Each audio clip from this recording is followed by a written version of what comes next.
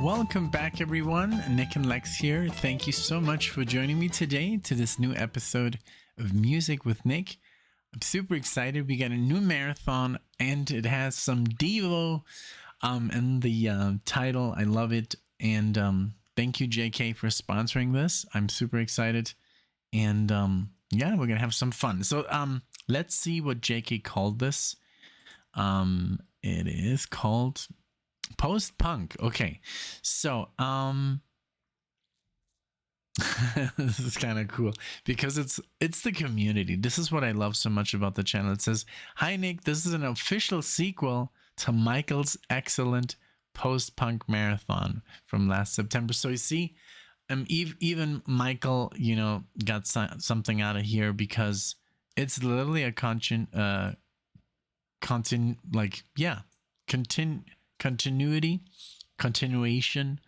of Michael's marathon. So, and some person, like, I don't know who it was, but they told me, "So you don't like Devo?" And I'm like, "What are you talking about? I love Devo." But this is like, sometimes, you know, it gets lost in translation.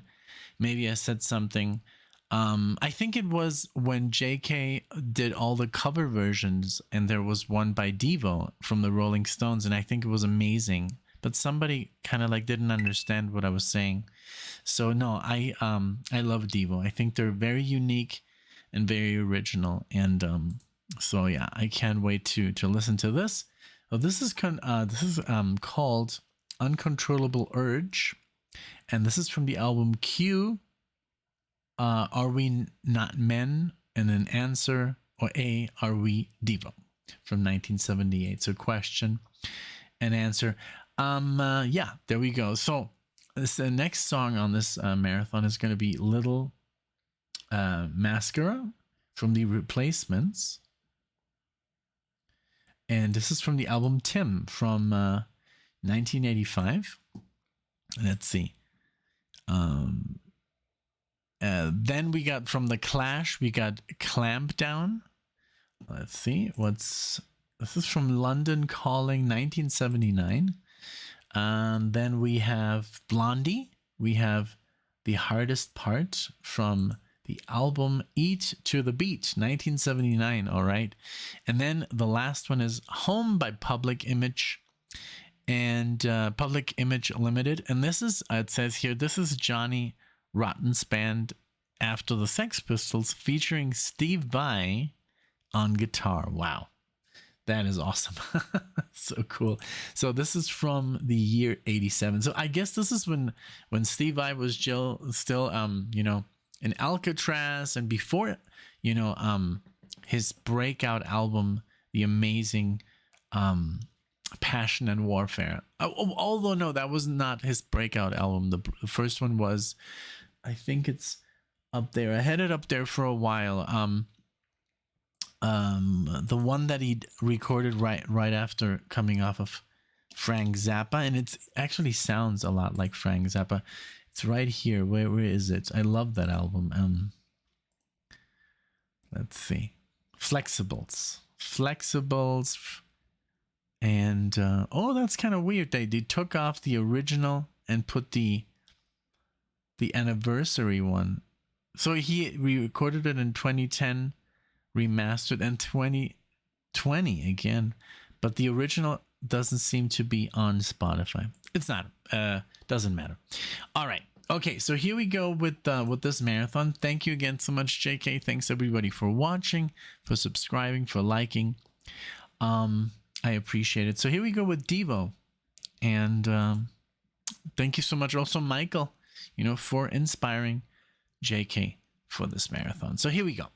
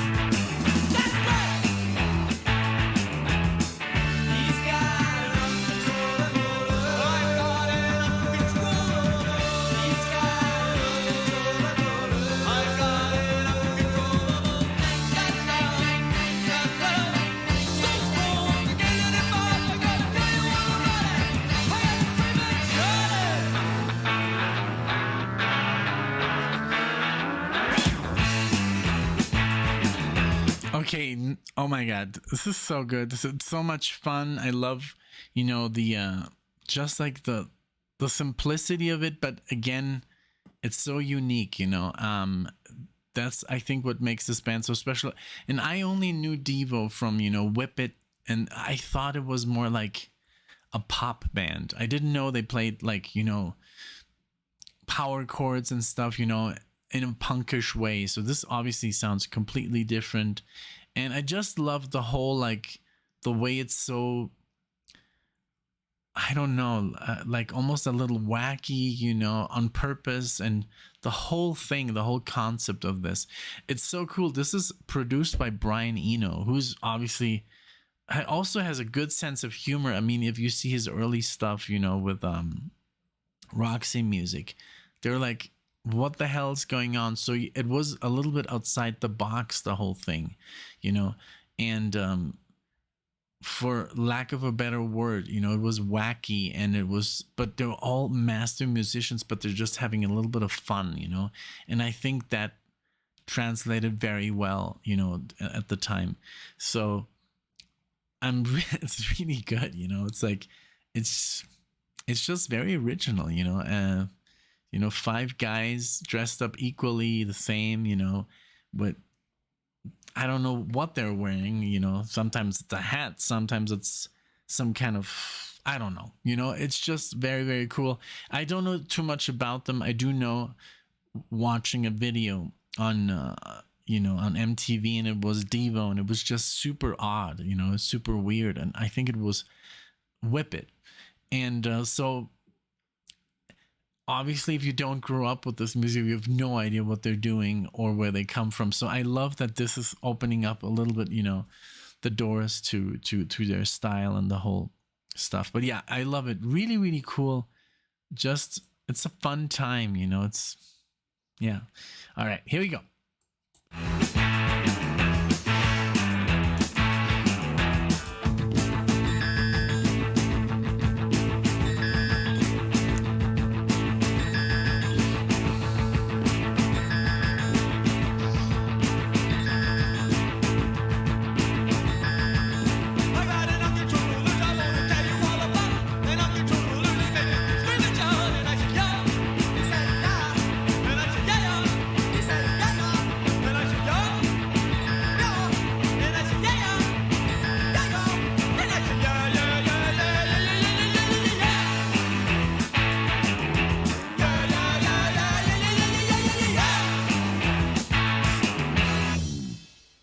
Wow. So this reminds me so much of the B-52s. I mean, like what Alexia has played to me, this is literally like, that's the only band I would kind of like, that and Oingo Boingo, that's the one that I know.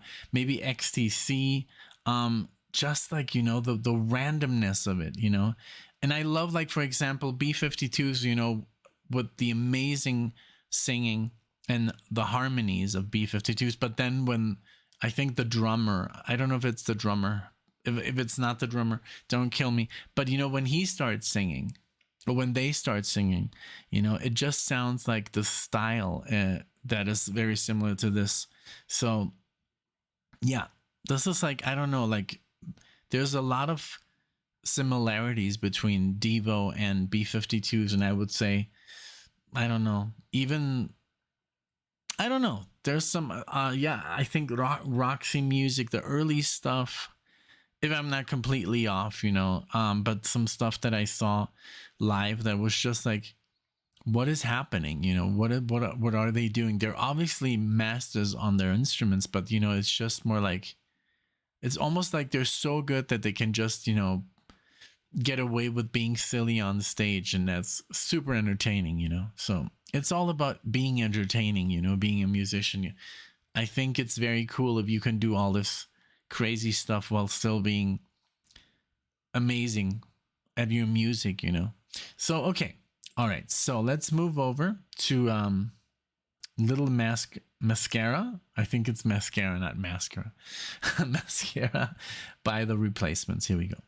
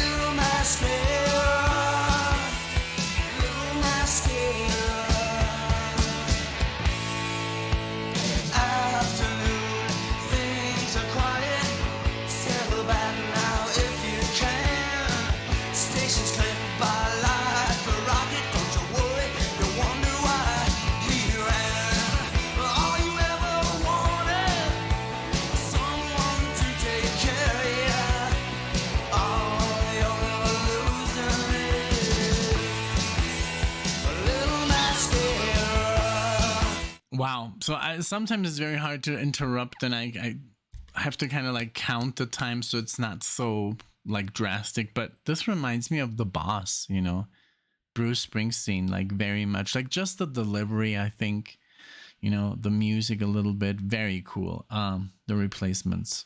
I can't wait. The next one, The Clash. There's so much that I have to tell you guys, because there is one song that Alexia and we just use that song like in our daily lives to, I don't know how to explain it. Like, have you ever like just like had a song in your life and you just sing that song, and you even sing it with personal stuff that happens, you know?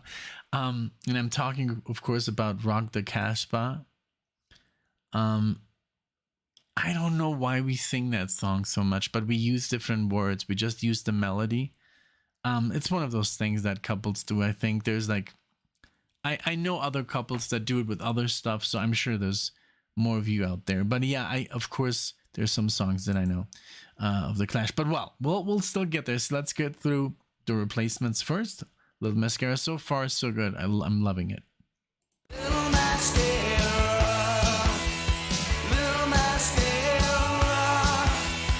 little mascara, let you cry, let you cry, your eyes, let you cry, let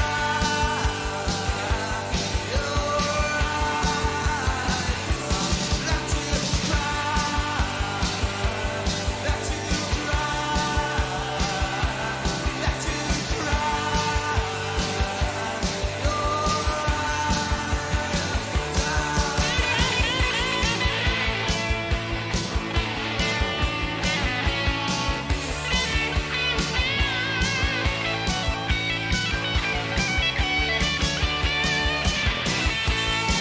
all you ever wanted was someone more than scared. All you're ever losing, a little mascara, little mascara, little mascara. Let you cry,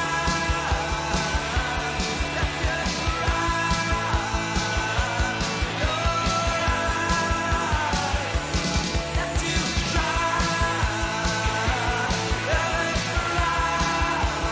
So good.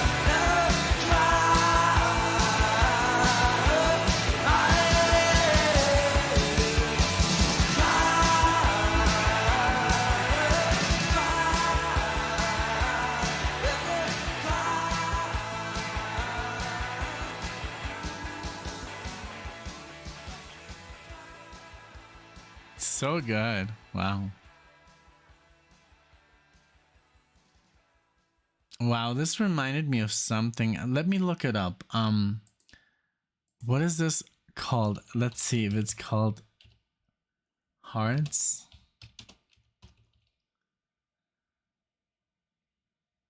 Yes. Okay, there's a song called from John Cafferty. Hearts on fire, strange desire. You know, from Rocky 4. This is what the chorus reminded me of at the end. This is of course from 1985. But yeah, what a cool soundtrack Rocky had. Eye of the Tiger, Living in America. Yeah, I love that movie. So good. And then the fanfare. Oh my God. So good. James Brown. Yes. The fanfare, I think, was from Vince DiCola. He also wrote the theme for Transformers. Really cool composer with keyboards and just amazing. But yeah, this was great. But it did remind me of Bruce Springsteen. Let me know if that, and I'm totally off, or I've got something going here. But yeah, so here's The Clash. And so I do know I Fought the Law, I think. I fought the law. And the law won, right? I think you guys have like showed me quite some stuff here. And then I think, should I stay or should I go? Yes, should I stay or should I go? So we've done some, you know, and then I think Rock the Casbah, I think it's just, I don't know if we've done it on the channel, but I just have known this for some years now. And then Alexa and I, we just sing, instead of Rock the Casbah, we just sing our own little lyrics, but it's just so, it sticks to us so much. Da da da da da da da da da da. You know, I don't know what it is, but it's hilarious. So that one, of course, is very close to me. But today we're gonna do something else from the London Calling album '79. We're gonna do Clampdown. So here we go.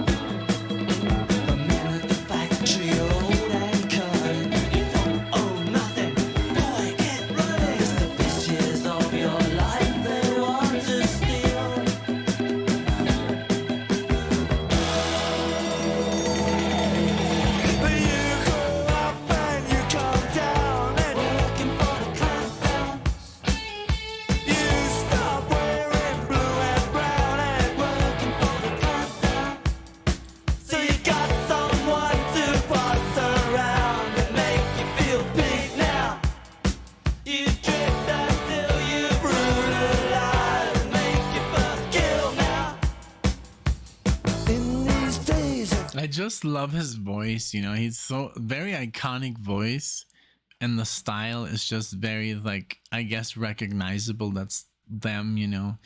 And the artists that are similar, you know, is all now most of them are like now names that I've heard throughout, you know, sorry, the channel. Like Ramones, or the Ramones, and then Sex Pistols, of course, but JK, you know, cleared that up. And Iggy Pop, I just did Iggy Pop for JK when we did the check out that marathon. It's really cool. It's all these famous artists, but singing duets with other famous artists. So it's just amazing, you know. It was Iggy Pop with the with Kate from B-52s, and Bowie and Freddie Mercury and stuff like that. So check it out. It's on the channel. You know, I don't know how well these marathons get recommended because they're not monetized. So since YouTube is not making any money with them, they don't care. You know, they don't recommend them. So you really have to look for them. So what I recommend sometimes, you know, if there's no more videos, you just go on the YouTube NicknLex YouTube channel and just, you know, click on videos, and you would see all that we've posted. And I know it's a lot, you know, it's 2,000 videos almost now. So, but there's a lot of stuff that just gets forgotten, you know, because it does not get recommended. unfortunately. So yeah, but yeah, I'm loving it. Really, really cool, and just very, very recognizable style and very catchy. You know, it just sticks into your head. In these days of evil positivity, working for the clampdown. Lately, one or two has fully paid their dues. Working for the clampdown. Hot long and long. Working for the clampdown. Hot long and long. Working for the clampdown. Yeah, I'm working hard in Harrisburg. Working hard in Petersburg. Working for the clampdown. Working for the clampdown. Hot long and long. Begging to be melted down.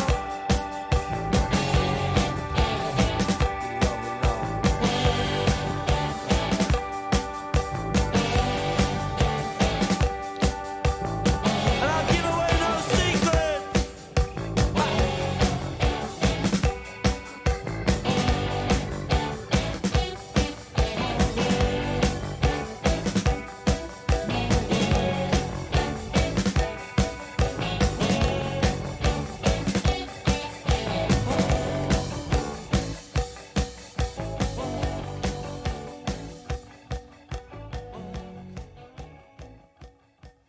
Very good. Ah, very, very good. Why doesn't it stop? Oh my lord. I've like literally like looked for the problem. It's like I pause and it takes like 3 seconds to pause. I think it's something, and they update this the app constantly, and then when they update it, it goes back into like this default mode. And but well, okay, so Blondie is next.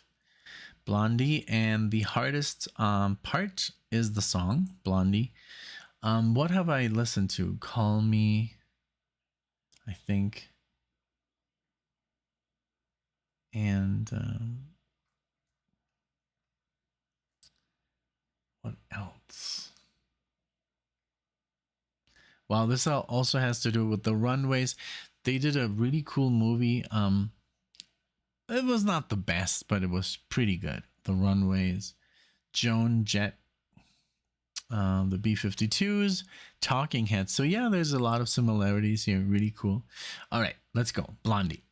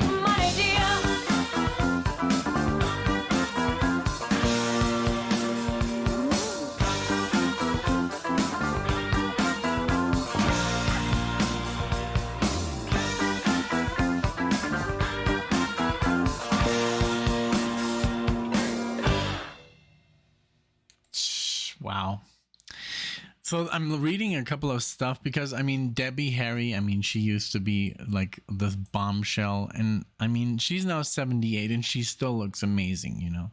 But I didn't even know that, you know, she was like a Playboy bunny, and then she was in Videodrome. Like, I can't believe it. That's literally one of my favorite movies by David Cronenberg. I guess she's the one. I don't know.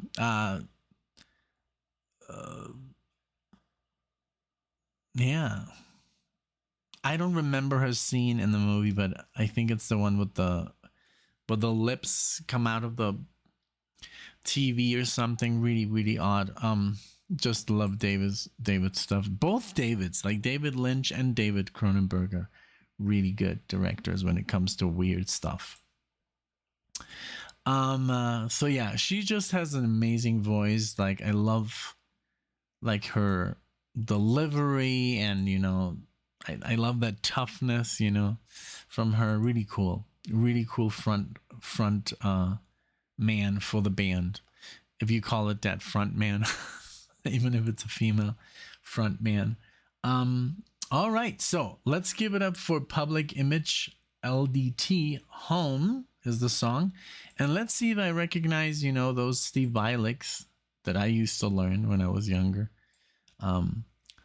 If it's like all, you know, whammy bar, or if it's just, you know, wacky, you know, playing. Let's check it out. But yeah, here we go with the song Home. And there were two versions. I chose the longer one. I always do that. So here we go.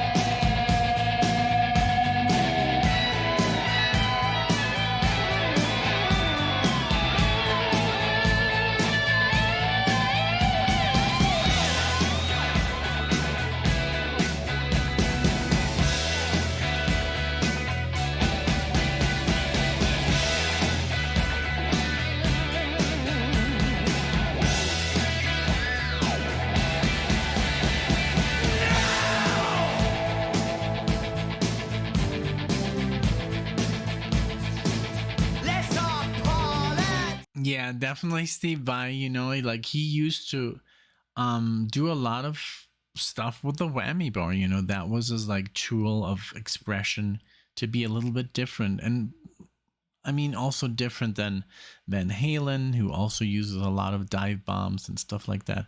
But he had his sound, you know, he would just come up with these really wacky things. And even his guitar is modeled after, so you can, you know, go a lot more deeper. It's carved out, you know, so you can go like, you can, I don't know how many, uh, you know, tones you can bend down or up. But yeah, if you've ever seen the movie Crossroads, where he plays the devil's guitar player, yeah, you can see how he like just like, you know, uses that whammy bar to go a little bit further than anyone at the time, you know. So really cool. But yeah, also I mean, it's just his whole language on the guitar, his phrasing and his playing has always been amazing. You know, Steve Vai is such a iconic guitar player. I finally had the pleasure of seeing him live with Alexia, and it was just amazing when he played that 3 or 4 neck guitar. It was just amazing. And yeah, I do recommend him. They're going to play soon here in Denver. Joe Satriani and Steve Vai. I hope I'll be able to go because we have so much stuff to do, but let's see if we make it. But so far I love all the other stuff. You know, I love the music and the, you know, the heaviness of it. And I've never heard Public Image before ever, so really cool. I'm loving it. Let's talk politics. Every dog has its day. For me, I don't believe better days ahead will never be. I don't believe in anything you create. Better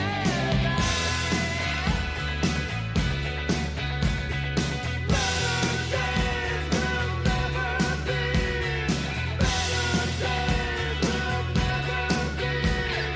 Better days will never be. Spare no